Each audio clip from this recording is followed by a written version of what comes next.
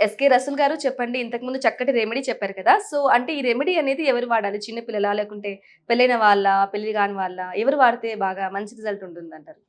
ఇది పెళ్లి కాని వారు మోతాదు. హ్మ్. 2 ఏళ్లకొచ్చే పరిమాణంలో. ఓకే. ఈ కాలేజీల్లో అర్ధరాత్రుల్లో మేలుకొని పిల్లగాళ్ళు చదువుతుంటారు. ఈళ్ళు అవును. 2 ఏళ్లకొచ్చే పరిమాణం ఇంతే. హ్మ్. అన్న నోట్లో యేసుకొని వాళ్ళు పాలు తాగొచ్చు. ఓకే. లేదా నీళ్లు తాగొచ్చు. తినక ముందంటారా? తిన్నాక? తిన్న తర్వాత. తిన్న తర్వాత. తిన్న లాస్ట్ ఇంక తర్వాత. ఈ పడుకుంటున్నాం అనంగా. పిల్లలకి. ఓకే. డోసే. ఇక్కడ డోసు పెరిగిందంటే అది సమస్య ఎక్కడికో తీసుకెళ్ళిపోతుంది. హ్మ్. 2 ఏళ్లకొచ్చినంత మాత్రమే. ఓకే. ఒక అంటే చిటికెడు. డోస్‌ని బట్టి కూడా మనం తీసుకోవాలి. డోస్ పెరిగే కొద్దీ ఇది మారిపోతుంది. ఓకే. ఒక్క చిటికెడు. హ్మ్. 18 ఏళ్ల 8 సంవత్సరాల పిల్లల నుంచి 18, 20 ఏళ్ల పిల్లగాళ్ళ వరకు 2 ఏళ్లకొచ్చే పరిమాణం మాత్రమే వాడాల. ఇక మ్యారేజ్ అయిన వాళ్ళు 3 ఏళ్లకొచ్చే పరిమాణంలో హ్మ్. 40-50 దాటిన వాళ్ళు ఒక టీ స్పూన్ హ్మ్. వాడొచ్చు.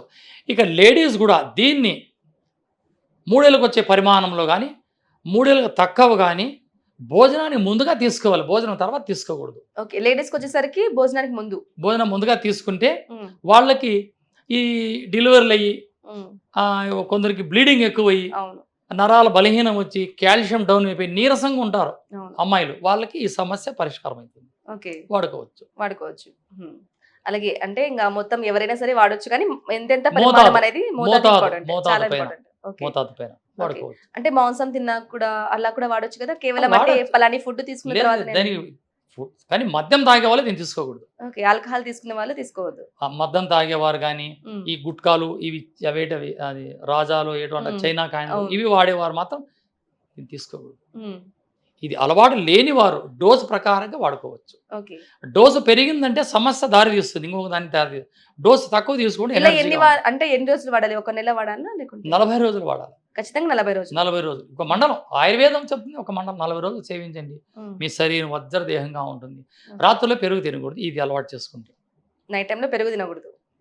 పెరుగు ఓకే. తిన్నారంటే అది ఇంకొక రకంగా మారిపోతుంది. ఓకే. కడుపు ఊదడం, గ్యాస్ ట్రబుల్‌కి రావడం, హ్మ్. నిద్ర పట్టకపోవడం, హ్మ్. పుల్లో తేపులు రావడం, మోషన్స్ కావడం ఇట్లుంటాయి. ఓకే. పెరుగు తీసుకోకుండా ఎందుకంటే ఇది పాలల్లో తీసుకుండేది. పాలల్లో తీసుకున్న తర్వాత ఈ పాలు కాల్షియం కావచ్చి పొట్టలో త్వరగా డ్రై కాదు. హ్మ్. అరగదు కాబట్టి అందులోపల మనం కాస్త మజ్జిగ తీసుకున్నామంటే 2 కలిసి ఒక పాలు పెరుగు. ఫుడ్ పాయిజన్ అయ్యే అవకాశం ప్రాణానికి ప్రమాదం వస్తుంది. తీసుకో.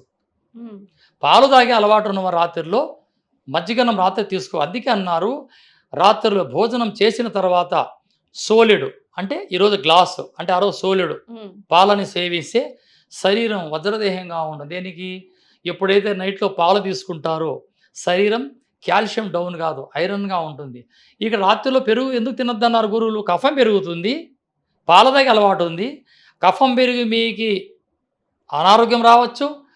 ఈ పెరుగు తిని రాత్రిలో పాలు తాగితే ఫుడ్ పాయిజన్ అయ్యి మీకు ప్రాణానికి ప్రమాదం రావచ్చని గురువులేం చెప్పారు? రాత్రిలో మజ్జిగ తాపడం ఆపేయండి. ఓకే. అంటే ఇది ఏ సైన్స్. డిసీజెస్ ఉన్న వాళ్ళైనా సరే తీసుకోవచ్చు. మీ పర్యవేక్షణలో వచ్చి మీ డోస్, దగ్గరకొచ్చి తీసుకోవాలి. డోస్ అనేది డోస్ ఇంపార్టెంట్. ప్రకారం ఎంత తీసుకోవచ్చు. వరకు తీసుకుంటున్నాం, ఎంత అంతే. పరిమాణం తీసుకుంటాం అంతే. అనేది ఇంపార్టెంట్. అంతే. ఓకే అండి. Thank you so much Rasool నమస్తే. గారు.